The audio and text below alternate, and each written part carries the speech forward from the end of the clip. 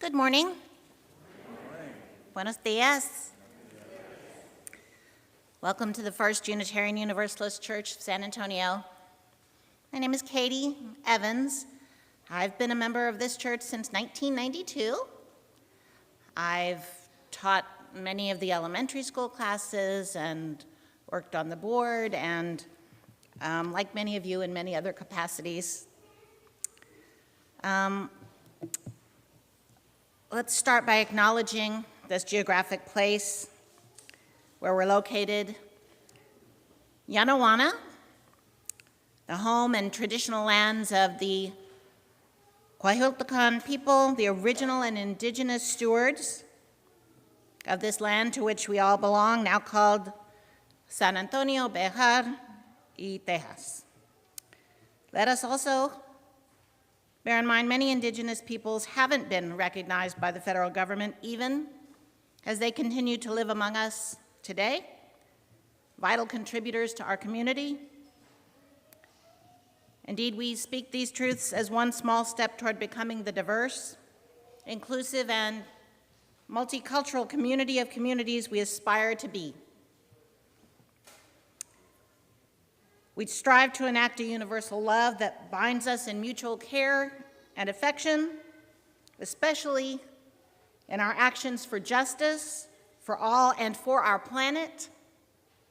Our faith is all-inclusive, and all means all. If you're new to us or visiting for the first time today, we welcome you to fill out a yellow visitor's card. We'd like to get to know you and follow up with you wherever you are on your life's journey. We hope you will find your place with us.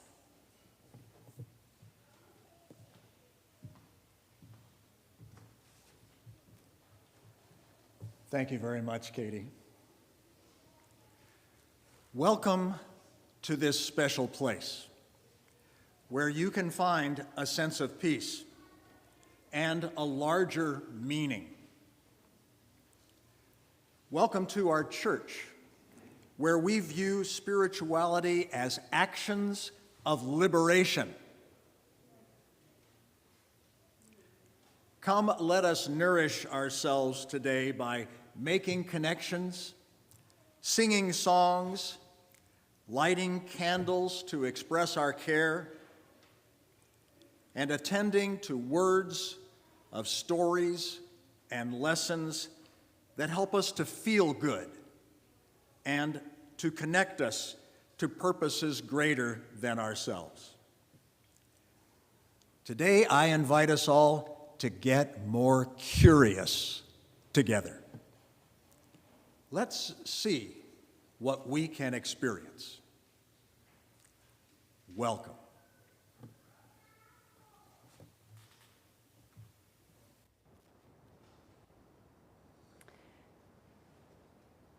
In our tradition, we are taught, we know that there is a spark of something special in each person. Some of us might call it the Buddha seed or the spark of the divine.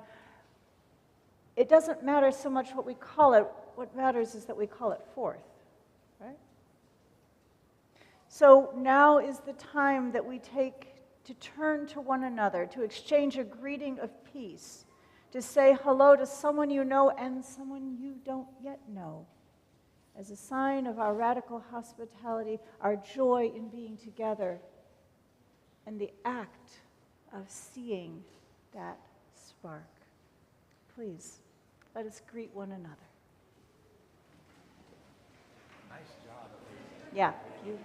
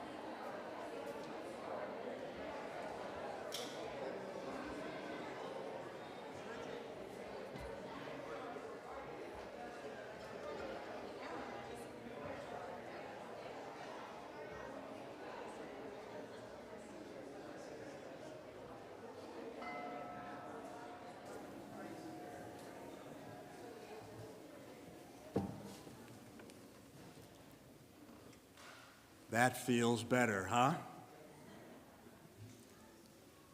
Our new director of Lifespan Religious Education is Bridget Laflin.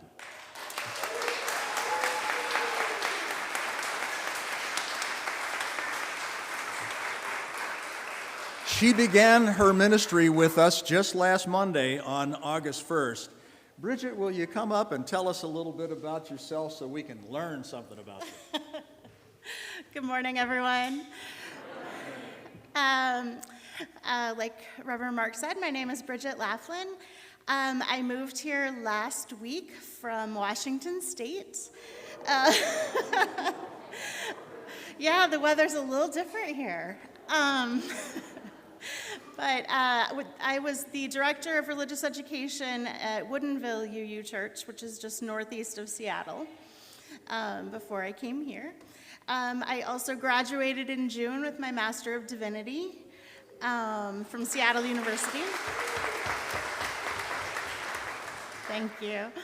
I moved here with my husband Jason and my daughter Meg, who's 24, and she lives with us. And then my son Quincy is joining us tomorrow for a couple of days, and then I'm driving him up to Massachusetts where he's going to start college. So yeah, it's just a whole bunch of changes. But I am extremely glad to be here. I've met a bunch of you Thursday at the VBS. We had camp for all the kiddos, and that was amazing. I am really looking forward to working with all of you, getting to know what you want to learn, and helping you find the resources and pathways to learn those things. I'm going to ask for your grace right from the beginning because I'm not the best with learning people's names, and there's going to be a lot of cultural acclimation as well as just getting used to this church and all of you. So know that I'm working with my best intentions. And if there's anything that I do to disappoint you in any way, please let me know. Thank you for welcoming me to your church.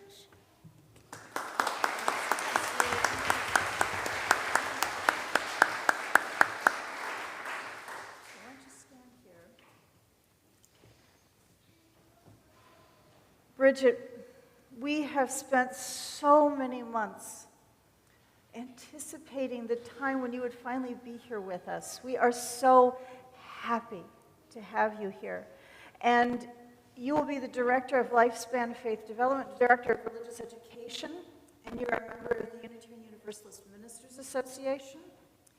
And so you are now part of our ministerial team. All right? Yeah. Pinky shake. Yeah, pinky shake, yeah. This is how ministers do.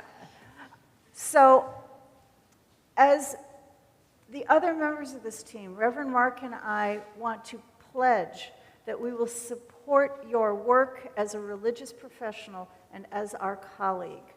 Together, we will share our collective talents and wisdom as we serve out the mission of this church.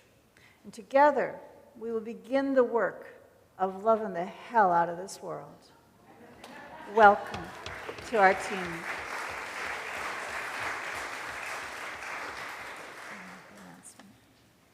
And you'll get a chance to meet Bridget personally on the patio after the service, where we will be serving carrot cake and punch. Woo. Please, let's all gather, hopefully a little bit after noon, in the shade. Thank you. It's time for you to express yourselves, and I invite you to turn in your teal hymnal to number 1008. And rise in body or spirit, and let's sing this opening hymn, When Our Heart is in a Holy Place.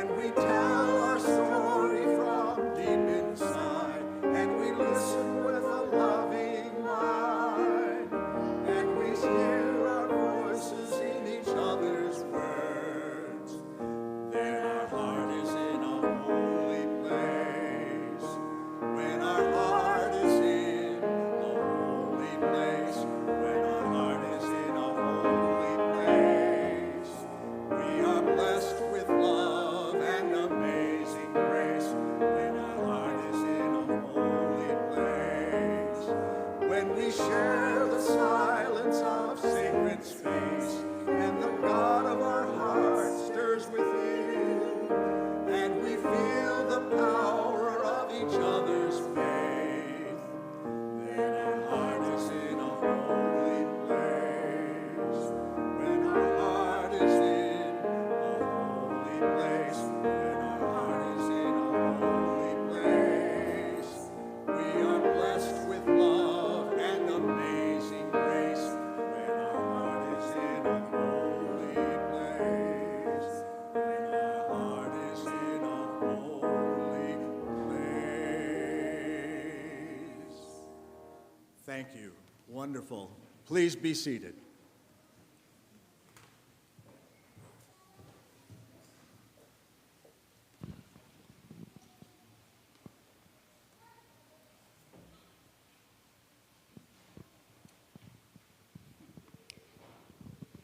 We light this chalice to symbol the spirit of our faith. Let's trust in the light to guide us in this hour and in the days to come, experiencing the joy and freedom of curiosity along the way.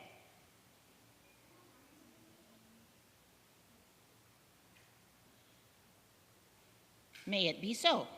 Beautiful, Katie. Thank you.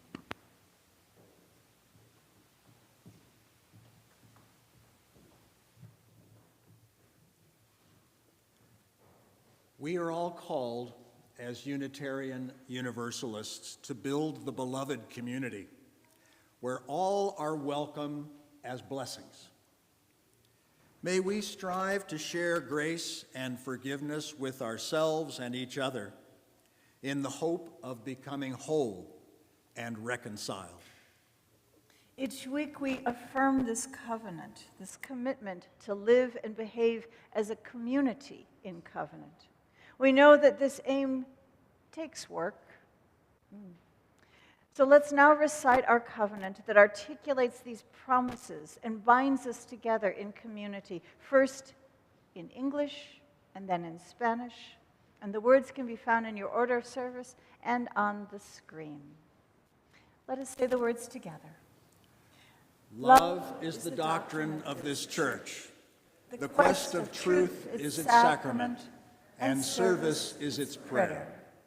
To dwell together in peace, to seek knowledge in freedom, to serve humanity in fellowship, to the end that all souls shall grow into harmony with the divine. Thus do we covenant with each other. El amor es la doctrina de esta iglesia. Su sacramento es la búsqueda de la verdad.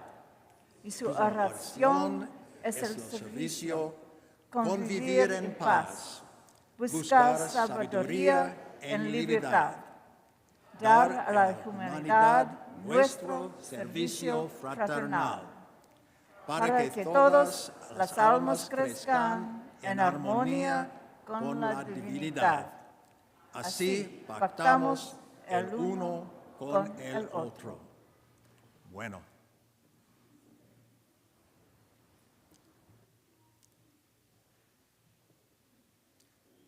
It's time to share our joys and sorrows and reflect that ours is a welcoming community that connects us, a spiritual community that enlivens us, a sharing community that amplifies our joys, a caring community that hears our sorrows and holds us in compassion. May we listen more deeply, see each other more clearly, and grow closer to each other each time we gather. All are invited now to come forward mindfully down the side aisles and light a candle, returning up the center aisle as suits your path to your seat. Let's enjoy the meditation music provided by Jaime.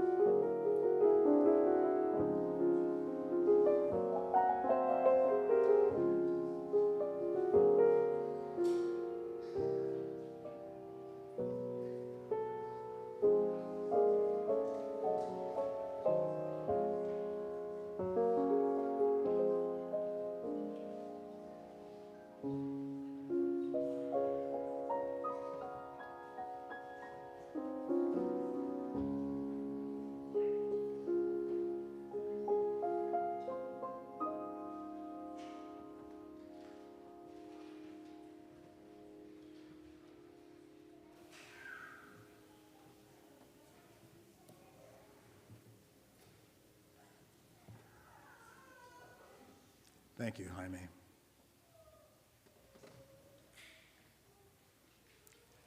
I'd like to share with you from your book of joys and sorrows that's always out in the foyer in the morning before the service so you can write things in there. We offer our concern and healing intentions for Mike Phillips, our head usher. There is more. Mike would like to express his thanks for all who have offered him hope, love, and encouragement throughout his successful double bypass heart surgery and coming recovery. May it come quickly. Mike feels blessed, yes. Mike feels blessed by you and blessed by the doctors and surgeons who were able to detect his condition before any heart damage resulted. Wow.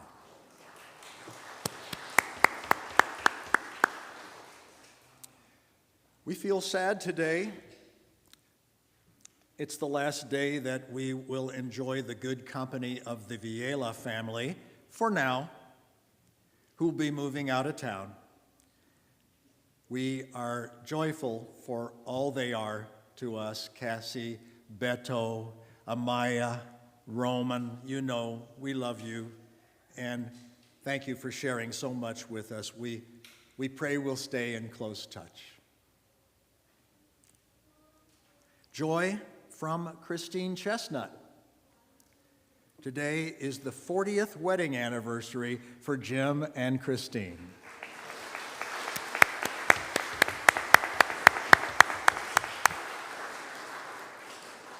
A wonderful milestone.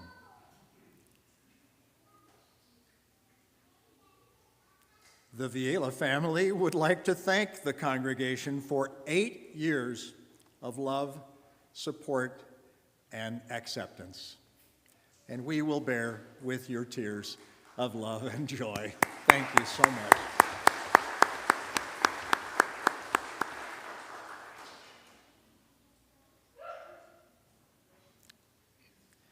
And thank you all for being forgiving of social awkwardness after 2 years of solitude. Isn't it great to be together again? That's right.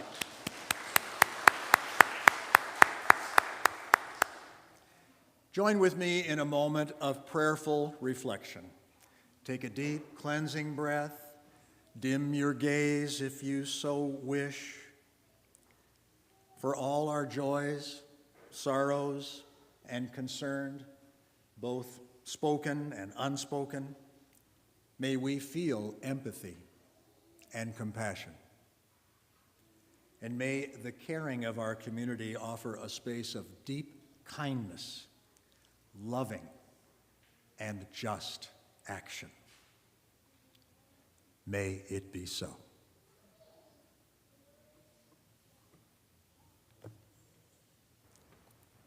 It's always my delight to bring Reverend Nell up to present story wisdom. All right, y'all. Oops, sorry. There are going to be a couple times this morning where I'm going to ask you to give me your input, and I'm going to ask you to use your hands. So if there's a yes, it's thumbs up, and if it's a no, thumbs down, and if you're really not sure, thumbs sideways, okay? And if you want to be closer, you're welcome to come and sit in the pews up here while I consider some things. And hi, Reverend Mark. Hi, Reverend Nell. Look what I have. What is it? It's fresh and ripe.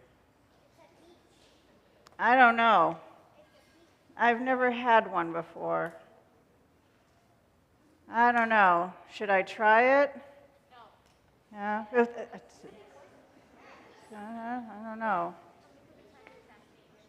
Okay. Well, okay, so I've never had one, so I should probably learn about them first, right? You know, so if well, okay, somebody just says, well, but, you know, because I'm a Unitarian, I'm going to go read about it first. I might go read about a very big book about peaches.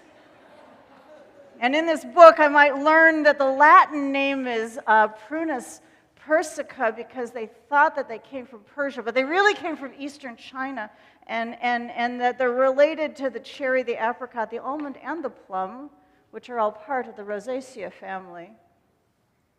I'm still not sure. And who knows? And so I might talk to other people. Have you ever eaten one? No. Yes. Okay. Thumbs up. Okay. Yeah. There's a lot of okay. And I might say, okay, well, if they're edible, maybe I should learn. I should read a cookbook on how to cook a peach. I know a lot about peaches now. Do I know everything about peaches? No? Okay. I'm going to have to get a little closer, aren't I? I might actually have to get so close to the peach that I can smell. Oh, my heavens, that's quite the... I might have to get so close that I have to touch... Oh, it's fuzzy. I don't eat fuzz. But I have learned that the peaches that don't have fuzz are called nectarines. They're the same fruit, just it's one genetic, it's just one gene, fuzz on, fuzz off. I've learned that. Do I know everything about peaches yet? No? So you say. I smell them. It smells very nice. The fuzz is a little bit weird. I might actually have to bite. Oh my goodness, that's delicious. Thank you, sir. Oh my gracious, do I know everything there is to know about peaches? Yeah. Maybe, someone, not. I think I'm going to have to eat some more peaches probably to figure this all out, right? All right. Thank you for your help. I really appreciate your insight. I think I'm going to finish eating the peach. And as a special treat, it doesn't taste poisonous at this point. No alkaloids in here. So what I'm going to say is that the children who are here are welcome to stay with their families for the rest of the service, or they are welcome to go with Miss Glenna and Miss Bridget out to play, and I believe they have a whole plate of peach slices, so you could actually try a peach too. Okay, so there's some insight into it. Thank you so much. Let us sing our children to their work. Hey, y'all.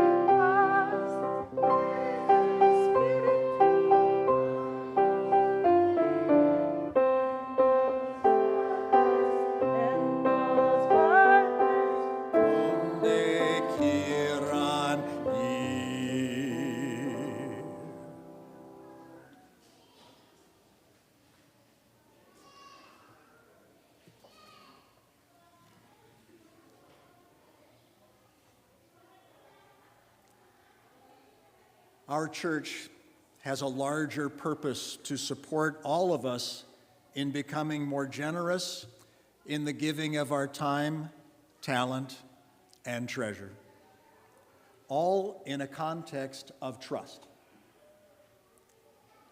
For those of you viewing online, we invite you to make a contribution on our website or on the link on the chat stream. For those of us here in the sanctuary, you may contribute in the baskets that will be passed by our ushers. Will our ushers please come forward?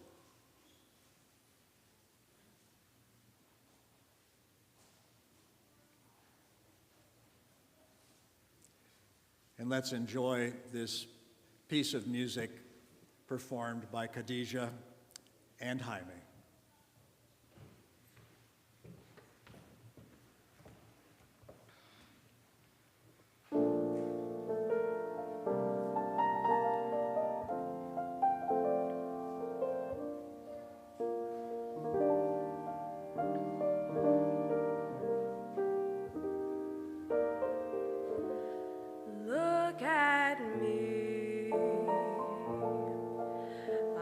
as helpless as a kitten up a tree. And I feel like I'm clinging to a cloud I can't understand. I get misty just holding your hand.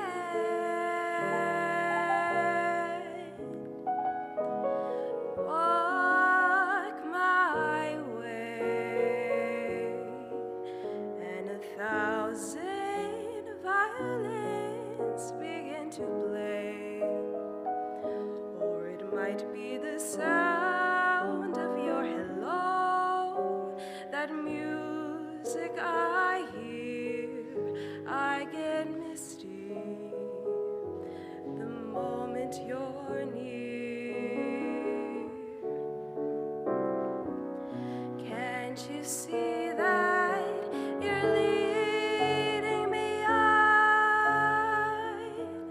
And it's just what I want you to do. Don't you notice how hopelessly I'm lost? That's why I'm following you. On my own. When I wander through this wonderland alone, never knowing my right foot from my left, my hat from my glove, I'm too misty and too much in love.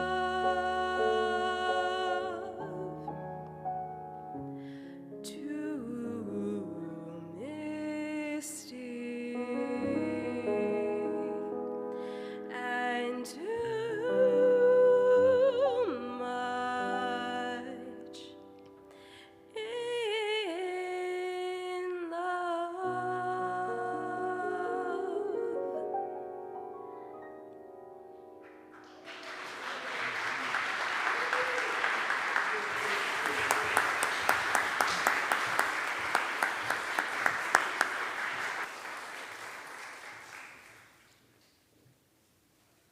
I'm a little misty.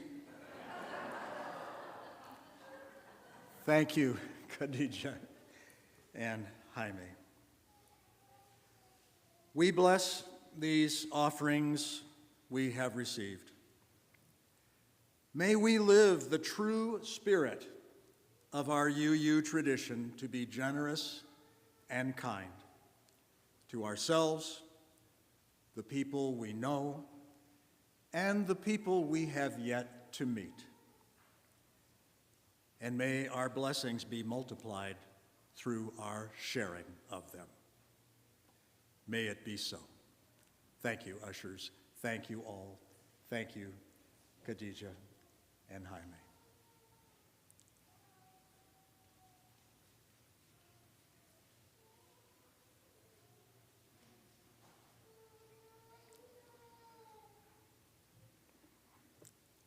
My curiosity was motivated by a recent opinion piece from David Brooks in the New York Times. I see a few heads nodding. David Brooks has got a good noggin on his head and a good heart in his chest. It was titled, "How to Find Out Who You Are." Well, you can bet that got my attention. He starts by telling us, and I quote, "The worst advice you can give people trying to find themselves is to look within." Ruh-roh. It's something that ministers often say. The answer lies within. Thank you, Cat Stevens. Why not take a look now? Instead, Brooks makes the case that we learn by imitating the excellence of others who set examples for us. That sounds good too. The implication is that an earlier person imposed a way of thinking or seeing that later persons can emulate. But Brooks clarifies that it's really the later person who, open quote, reaches back and seizes upon what they can find useful from the earlier person. It's the later person taking the initiative, grabbing, incorporating something to use in their own expression, end quote. That's a view of imitation in which we have a choice, right? And that can comprise some of our best experiences. So today, let's take a look at a way to help us develop our own spirituality. Now, spirituality is that place within yourself, but don't look there. No, it really is in you, where you can find a sense of peace and a greater meaning. In that sense, spirituality is incredibly personal and incredibly present and internalized. But I'd like to get away from viewing spirituality as something, a concept, a noun. Instead, I'd like to ask, what if we considered spirituality to be an action? Something that we do that may be liberated from any rules and even any institutions. Let's call it experiential spirituality, which is about an active doing. And it works for agnostics and atheists and pagans and even theists. So my purpose today in addressing experiential spirituality is to examine something of the practical doing of it. And in my experience, I have sensed and learned that unless and until our human intellect receives the information that it needs, like Reverend Nell's study on the peach, until our intellect gets the information that it needs, it's difficult for our heads to relax enough and open to the possibility of further growth, like the tasting of the peach, and especially growth at depth. So there is an intellectual and intelligent part about spirituality. Doesn't it seem for you, it does for me, that there's a part of me that simply cycles through endless patterns of seeking without really changing that much, transforming or evolving? I mean, yous are seekers, if there ever were any. But what happens when you just keep seeking and seeking and seeking? You don't find. Maybe you don't even taste the peach. The antidote to this shallow cycling through things, I would describe as spiritual, because it actually results in deeper living. It actually results in coming more alive. This is what I mean about spirituality. Now, my talk today is guided by my dear friend and mentor, Dr. Victor Lacherva, MD, who has spoken at length, and I've listened to him many times, about scientific research on spirituality. And in today's case, I'm going to share with you some of the things that he has said about the gift of curiosity from a scientific viewpoint. It seems that our appetite for information, knowledge, and understanding is survival-based. We share this with animals on our planet. This quality of endlessly seeing and seeking particulars in order to navigate our environs.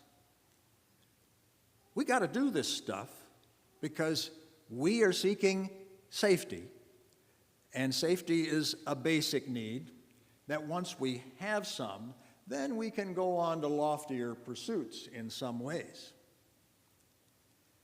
But let's describe briefly 3 especially relevant areas of our brains regarding curiosity, beginning with the Substantia Nigra. Any Latin scholars out there? It's a dark substance, Substantia Nigra. It's called that because it has a dark color. And it's a critical brain region that's right in the middle of your brain. It's not very big, but it's known for the production of dopamine, the feel-good substance. With its neurochemical effects on the central nervous system, ranging from movement control and cognitive executive functions and emotional limbic activity. I sound a little bit like Reverend Nell examining the knowledge about the peach. Now, the second area of our brain for curiosity is the ventral tegmental area. It's a hub of circuitry, nerves, if you will, with reward, motivation, cognition, as well as aversion, the ventral tegmental. And third is the hippocampus, which sounds like a terrific word. It lies deep in the temporal lobe as a memory and learning center. These 3 areas of the brain light up on a functional MRI when we exercise curiosity. That's how we know something about it. We saw a picture about it, an MRI, an image. Now, tying these 3 areas together is the fornix, F-O-R-N-I-X. It's a C-shaped bundle of nerves. And it lies right over the hippocampus. And it connects all these areas that are involved in seeking and exploration. Now, how do these areas of the brain work when we are curious? The behavior of curiosity seems to progress through these stages. First, we become sensitive to unpleasant or unusual conditions. Something's missing, something's out of order, and we want to figure it out and fix it. This engages our intellect. The learning and the memory are then activated to motivate us to explore for ourselves. And that exploration, seeking and finding, stimulates the dopamine reward part of our brain to flood with feelings of happiness. And since we like feeling happy, we want to be curious again and again. Isn't it interesting how this motivational pattern, figuring out accomplishment and reward cycle, lends itself to repetition? And this action of craving and anticipation of reward can also stimulate a bypass of the cautious need for safety and security. That's also a very important part of our brain function. The curiosity principle can overtake caution and produce a willingness to take on risks, stress, excitement, and all these things that are involved with exploring and maybe even tasting the peach. This pattern has been going on for generations and has brought about a lot of transformation through the experience of curiosity rather than the stagnation which the feelings of fear often protect us with. Curiosity stimulates the drive for investigating unknowns and making new discoveries. It engages the process of turning information into inspiration and the production of ingenuity. For example, it was this process that brought humans from studying birds to the basics of airplane flight. It was this process that took us from gazing at the heavens, which we've done for millennia, with all of our curiosity and wondering, to the latest amazing photos and experiences from NASA's James Webb Space Telescope. Have you seen that? That thing is 1 million miles away out there, so you can't watch it fly over the sky like the space station, but it's sure sending us some amazing images. And it's just a baby. This largest and most powerful space telescope will answer some of our long-standing questions, stimulate our curiosity further, and raise new discoveries. I mean, the telescope is revealing nebulas where stars are born, ancient galactic clusters, infant stars, and some 5,000 currently known exoplanets.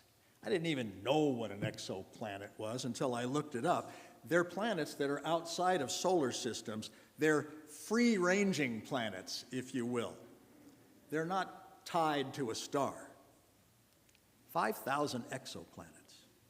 These heavenly bodies, nebulas, stars, planets, galaxies, are all part of the mystery of the origin of the universe that began some 13+ billion years ago.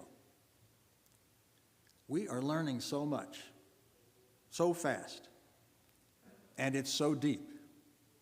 And this curiosity principle is transforming us and our world.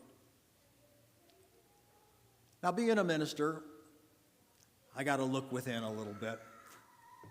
And regarding our inner cosmos, my natural motivation for learning particularly stimulated my curiosity regarding paths of personal development and spiritual practices, which is one of the reasons why I wound up in seminary and got that Master of Divinity like Reverend Nell has and that Bridget Laflin has. How many other Master of Divinity people? Reverend Art's back there. It's not just something that you want to do on a casual 3 to 5 years of your life. So there's some of us here. I find it interesting that for me, the primary reason that I think that we're here is to evolve into coming more alive and co-creative from infancy to old age, the whole time. It starts out promising enough. Toddlers continually ask why. That's a good example and a habit worth emulating. We are all lifelong learners. And along the way, I invite us to exercise the principle of curiosity and learn to overcome fear in order to discover new horizons that we may come more fully alive. I hope that you can take away from here some curiosity today. And I hope that you'll sing one more time together, and I invite you to turn to number 108 in your gray hymnal and rise in body or spirit and sing our closing hymn, My Life Flows On in Endless Song.